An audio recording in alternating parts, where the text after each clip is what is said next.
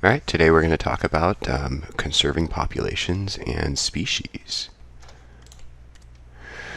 So whenever we start to think about conserving populations, we actually need to consider data collection. Data collection is huge in that because we have to understand the species, their different habitat types that they use, their distribution, where they're located, what kind of biotic interactions they have with the environment, the food and resources that's used by those species, as well as the things that those species impact, what they're impacted by, what uses them.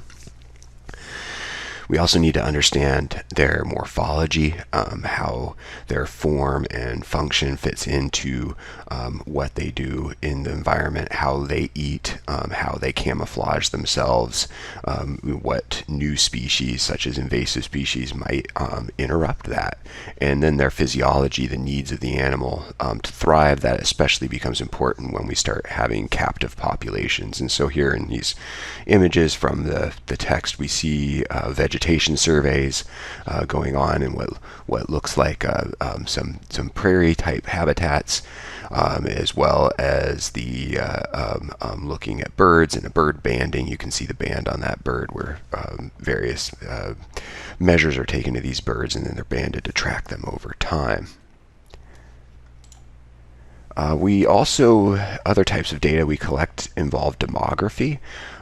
This is a breeding bird survey count image, and it's one of the largest surveys that's conducted. And so from that we can get both the kind of a snapshot of census information, but also looking at effective population size, like breeding pairs in this case. And from that we can understand what sort of effective population we have at the present, and we can look at then at past populations and try to understand what the current trends are in comparison to the past populations, and understanding those stressors. We also have behavior. What does that animal do to survive? Genetics, which we discussed previously, looking at variation of traits and how they are controlled by the genetics of those species, and whether or not the species is actually becoming genetically rich or genetically poor. And then interactions with humans is obviously a big one. What is our effect as humans on these species, and how do we mitigate those effects? In some instances, the natural effects might actually drive something to extinction. What we really have to start focusing on, or what we have the most control over, is our effect, whether that's due to changing climate, habitat loss, destruction, or introduction of invasive species. So the types of existing data that are out there when you first start looking at a species are three main ones. There's peer-reviewed, and these are all really basic definitions, but peer-reviewed are professional journals with rules of acceptance that are out there. This is kind of your highest level of existing data, because it's basically refereed by an editor, as well as reviewers underneath those. So the editor makes the final decision on whether or not to accept this data and this paper and this study based on the reviewer's recommendations on what needs to be edited out of that. Gray literature is much lower tier. That's like popular articles, newspapers, etc. They have data in them, they have reviews in them, but there's really not as much of a review. It might just be whether or not this person's outright lying, or maybe it's just whether or not the opinion of those of that actually follows what is either popular or presently accepted. And then there's online sources. Those really have no review. If you want to get reliable information online, look for either organizations that are trusted, such as governmental organizations, and academia. Putting .edu and doing a search that way can get you to good sources. So those are things to think about, especially as you're writing your reports on conservation. So to design a study, I'm going to use an example and talk about a few other things, but this one deals with an invasive species, Prunus patus or chokecherry in Alaska, and its interactions with moose. In 2010-2011, Department of Fish and Game identified that moose in people's yards, 3 of them, had died after eating an ornamental chokecherry tree. We have a lot of these chokecherry trees actually invasive in the forests around acreage, and it's really not typical of a moose, a free-ranging animal, to die from eating a plant that's toxic to them. Usually they eat a little bit of it and they're like, oh, that doesn't taste good, and they move on. So I wanted to know, do these moose eat these chokecherries similar to other trees and shrubs, and then how does that, the infestations themselves, how does that impact the way moose actually damage the trees and shrubs they usually eat? Because moose have quite a bit of pressure on plants or trees in particular in the winter time. And so we looked at moose browse pressure, how they're eating trees in the winter. That's what their browse refers to. And so we looked at bites. In this upper picture shows moose bites on a branch of tree, and then we compared that across these different species. And what you can see from this graph is that the bites taken versus what was available for a moose to eat on a particular tree averages a lot higher for those trees and shrubs that moose like to eat, like mountain ash and willow, compared to the chokecherry. For some reason in this study, birch and cottonwood weren't that great. Aspen are usually eaten a lot by moose, but we didn't have very many aspen in this study. Alders down at the lowest, but the chokecherry seems to have an advantage over the mountain ash and the willow. Bite ratios, though, are just kind of a snapshot in time. When we start to look at a tree architecture, it looks at how moose impact those trees over a long period of time. And what we see here is that as the graph goes up, the trees are more likely to be broomed, which is when a moose has eaten so much of it, a tree, that it looks like an upside broom. This was like what's shown in this picture. And then on the x-axis, we have the density of chokecherries as low, medium, and high. What you can see here is that if we have a higher density of chokecherries, then those trees and shrubs that moose usually eat have a higher incidence rate of being broomed. So that's basically the advantage that those chokecherry trees have, and could have a potential impact on the range of moose into the future. We also look at demographic data. This relates to population structure, like group breeding pairs. This was really important in the conservation of bald eagles, which are a charismatic species in the United States, of course, because it's our national bird. But they were also heavily hunted as pest species for quite a long time as well, and their rigorous surveys as well as other conservation actions led to a rebound in the population based on the number of breeding pairs. We can also use census data to really identify how species are using the environment. In this case, they looked at the orangutan's density as well as the density of fruit production trees, and found that orangutans were making nests and utilizing particular areas of fruit production trees more frequently than others, and that then helps to identify specific areas of forest that are in need of conservation and the types of forest habitats that we want to avoid using for logging and agriculture. We also look at genetic analysis in this picture, where they're taking blood samples from a lion, and from that we can start to understand if those species are going to be suffering from inbreeding or outbreeding depression, as we talked about in Chapter 6. And we can take measures to then start to fix those situations by introducing new individuals into a population. We can also use population viability analysis, and this is where we actually start thinking about the probabilities of extinction and then how many species we need to to sustain that population under various probabilities of extinction. And what we can take away from this image here is that as you increase the mortality rate, you end up with a higher probability of extinction in less amount of time. And those population viability analyses can be really important for our long-lived species, especially things like these gorillas, and think of other species that are long-lived and slow reproduction rates, bears, whales, etc. Those population viability analyses become really important for those species. We also look at minimum viable populations, and the goals with minimum viable populations are obviously to maintain the species over time. And so what we see from this image is that if we have a goal of 50% chance of survival, in the next 100 years, you have a much smaller population. That's a minimum viable population than if we have a goal of a 90% chance of population surviving over 100 years. And what we can do is start to create cost analyses and what we can afford and what we can actually do and how much we need to have, because obviously the ideal goal would be 90%, but what's our chances of actually having this population survive over the next 10, 100 or more years.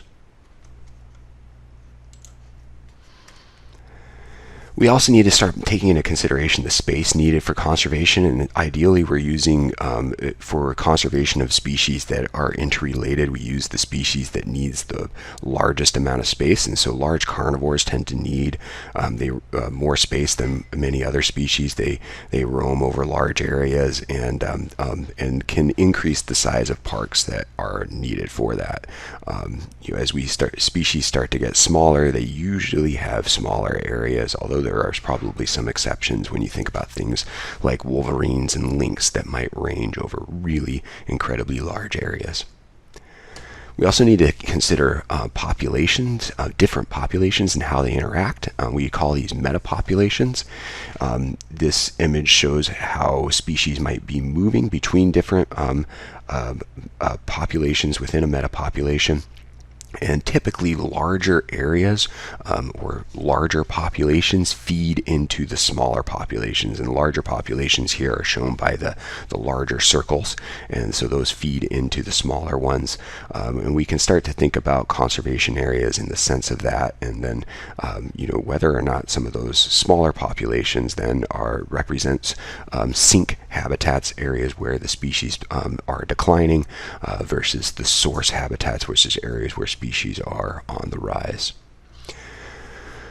So all of this different information can then be used to categorize how a species is ranked on its threatened and endangered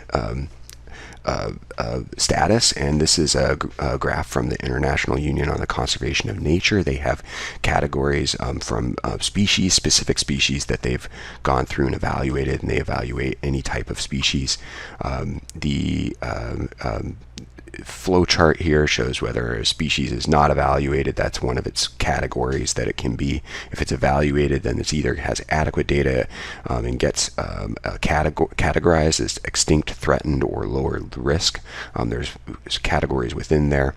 It's already extinct, extinct in the wild, critically endangered, or endangered, or it's just vulnerable. Those are the threatened statuses. And then it's near threatened or of least concern. Least concern being just, it's got a rising population. Something can also be data deficient. If it's data deficient, that means it's just not enough data to actually give an evaluation. Something of note: the risks associated with those on the far right, the lower risk, they go from least concern on the bottom, being the populations rising, up in a threat to extinct, fully extinct. So all of those, even critically endangered, is obviously more of a threat than endangered or vulnerable. And then the red list has a criteria for assignment in these different categories. They're looking for observable reduction in numbers of individuals, what kind of area they occupy, and whether or not their decline is predicted based on the number of those individuals, and various other factors. So when we look at one of these, we think about, this is a screenshot from the IUCN Red List. This is for English holly or Ilex aquifolium, a large shrub or tree. This one's considered of least concern. Its populations are generally rising, although this is also a non-native shrub to North America that is spreading in many places, and so that part is noted as potentially of concern, but not for conservation of that species, of course. We also have this other species of which is an arachnid, a scorpion, and it's restricted to a small area of woodland. And that woodland is also deteriorating, so it is considered to be a critically endangered arachnid. We also have the Living Planet Index. The Living Planet actually reflects monitoring data from populations of species. And they look at vertebrate species, and they used 1970 as the first time where a species they had enough data to make an evaluation and use that as a 1. And if the value is greater than 1, that means these vertebrates are on the rise. If it's less than 1, that means they're on the decline. And what you can gather from this graph is that as the years have gone on, the species generally are on greater level of decline. So then we have a likelihood of a species actually getting protection, and generally speaking, a lot of charismatic species get the most attention because they fit into these categories of DO, which is distinctiveness, utility, and endangerment. Distinctiveness is kind of something that might make something charismatic. It's unique to an area, and the Komodo dragon fits that bill because it's unique to particular islands in Southeast Asia, and has a utility then either for science or as a in the commercial world for tourists and ecotourism. And then it's also has a high probability of endangerment because it's on an island species and shrinking habitats, and so those types of species tend to have a high likelihood of species protection if they're not as distinct, or like many plants or and insects, and they don't also and then have that great utility from ecotourism and others, then they might not get as much attention towards being protected. So one of the strategies for protecting species is in ecosystems is a wilderness approach. In the wilderness approach, we try to take and conserve vast areas that have little to no human impact, and this is really a concept that's used a lot in the United States in with the wildlife refuge systems and in the national forests. They will designate wilderness protected areas, and they generally have more restrictions on what can occur in those wilderness protected areas, and usually those are areas that are more isolated from human contact, whether it's recreation or industrial activities that have occurred there, logging, oil extraction, mining, etc. And so there's wilderness protected areas and areas being studied for wilderness protection that you can look towards seeing in Alaska, in the Chugach National Forest and the Kenai National Wildlife Refuge. These are sequoia trees in national parks in California that are under wilderness protection. There's also a hotspot approach. When we talk about hotspots, we're looking for areas of the world that have a high rate of endemism, meaning those species occur there and nowhere else, and they also have a high rate or a high amount of total species diversity. That gets combined with a really high rate of of extinction in those areas. And so using Southern California as an example, that is really one of the hot spots. There's a great amount of development that's occurred there. There's also, because of the extreme differences in habitat, the coastal area up to the mountains and the deserts, there's a really high amount of endemism and species diversity in those areas, and so they've had a high rate of extinction because of all those things. And that endemism, of course, as we've talked about, those uniqueness of the species makes it hard to replace them, hard to, if they go extinct, to actually find something else that's either functionally similar or actually the same species that can work in that area. Like when we've talked about replacing bison populations, these species are more unique and can't be replaced in these hot spots. There's also an ecosystem approach, and that takes to identify ecosystems that are at risk. Great Plains, those prairie ecosystems are often simply very small remnants in the Midwestern United States and upper Midwest especially. And this is an example of a program, the Northern Great Plains program, where they're trying to restore some of those prairie ecosystems. And restoring ecosystems can then have a big impact on a variety of different species in over a great area. When we think about the wilderness concept, that focuses on a particular area, maintaining that area in a virtually untouched state. Hotspots look at just those areas of high endemism and species diversity that are also have big areas of loss. But then ecosystems approaches take an ecosystem like these prairies, wetlands, mountain ecosystems, tundra, and focus on maintaining those ecosystems and for the betterment of multiple species. When we start to look at species conservation, there has to be laws that get enacted for that. The Endangered Species Act is the largest one that we have in the United States. There are, of all the species out there, there's a small number of them that are actually endangered in comparison to those. Interestingly, mostly flowering plants are the majority of them. It's harder for plants to actually make it onto an endangered species list because plants can't have a specific population put on the endangered species list. It has to be the species.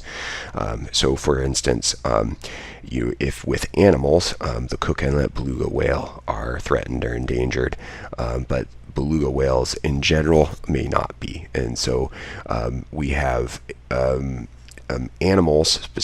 specific populations of animals that can be considered endangered, but then with plants, that's not usually the case. If we can take a plant from somewhere else and put it back into that place, and they're the same species, then that species might be less likely to be considered endangered. As we conserve endangered species, there's a whole continuum on how dependent or independent they are on us for recovery.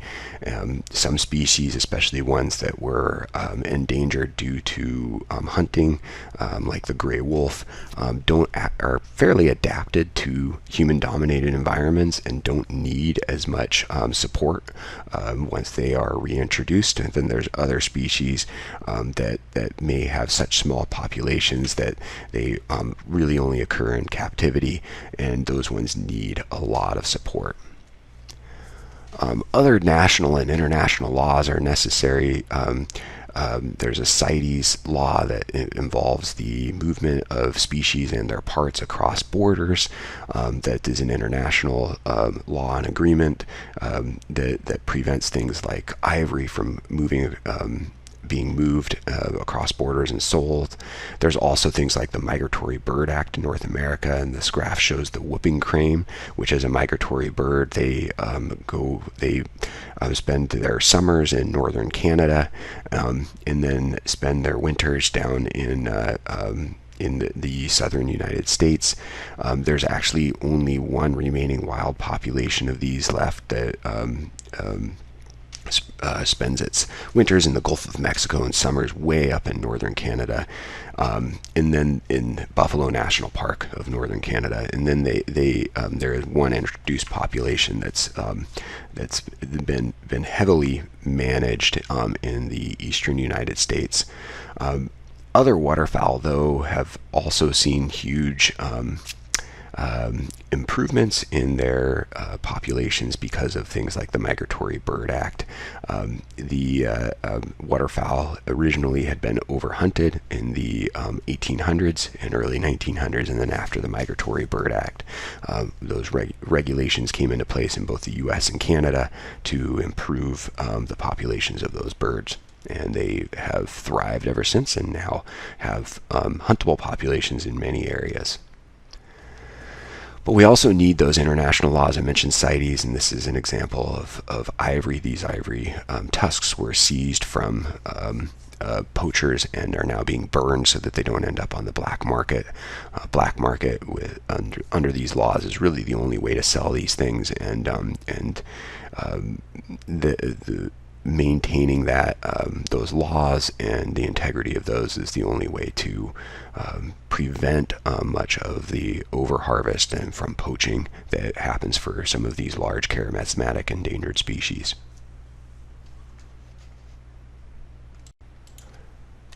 And last, we would need to discuss why industrialized nations should support conservation in developing countries. And it's because a lot of the industrializations have a lot of purchasing power, and we buy products from countries that are trying to increase the livelihoods, the quality of livelihoods for individuals in there, and companies go in and try to establish ways of making money for industrialized wealthy countries in those areas. And this example deals with Amazon conservation and Brazil nuts. They're an important tree in rainforests for economic harvest, but they're also really an important tree for the ecology in these areas. And so they've worked with locals to establish sustainable harvest, which also helps with the livelihoods while conserving those forests. And it becomes really important for these industrialized nations and wealthier nations to help out the developing nations, because their developing nations really don't have the funds or capacity necessary to enact these conservation. And so either through donations from the nations themselves or starting nonprofits like Amazon Conservation and others that are heavily supported by individuals from fundraising, etc., to help these other developing nations to build their industries while maintaining conservation of these resources and natural areas is increasingly important.